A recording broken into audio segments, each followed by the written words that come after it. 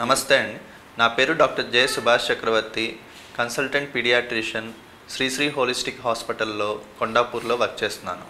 Scarlet fever అనేది ఒక bacterial infection.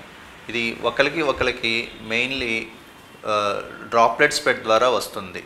తుమ్మిన, దగ్గిన ఒకరి నుంచి ఒకరికి వస్తుంది. వాళ్ళ లక్షణాలు ఏంటంటే బాగా జ్వరము, చలి జ్వరము, దగ్గు, గొంతు నొప్పి, గొంతులో ఉన్న గ్రంథులు వాపు ఇలాంటివి కనపడతా ఉంటాయి. ఒంటి మీద ర్యాష్ వస్తుంది, అది కొంచెం రఫ్గా ఉంటుంది, శాండ్ పేపర్ లాగా. ఇది ట్రీట్మెంట్ వచ్చేసి ఓరల్ యాంటీబయాటిక్స్, ఎక్కువ మంచినీళ్ళు తాగటం, సాఫ్ట్ డైట్ ఇవి తీసుకోవటం మంచిది.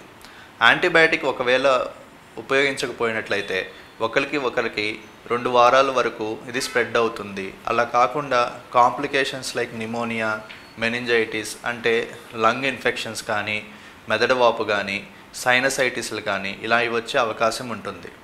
ఒకరి నుంచి స్ప్రెడ్ అరికట్టడానికి మల్టిపుల్ టైమ్స్ అంటే తరచుగా హ్యాండ్ వాష్ చేసుకోగలిగితే ఇది అరికట్టవచ్చు.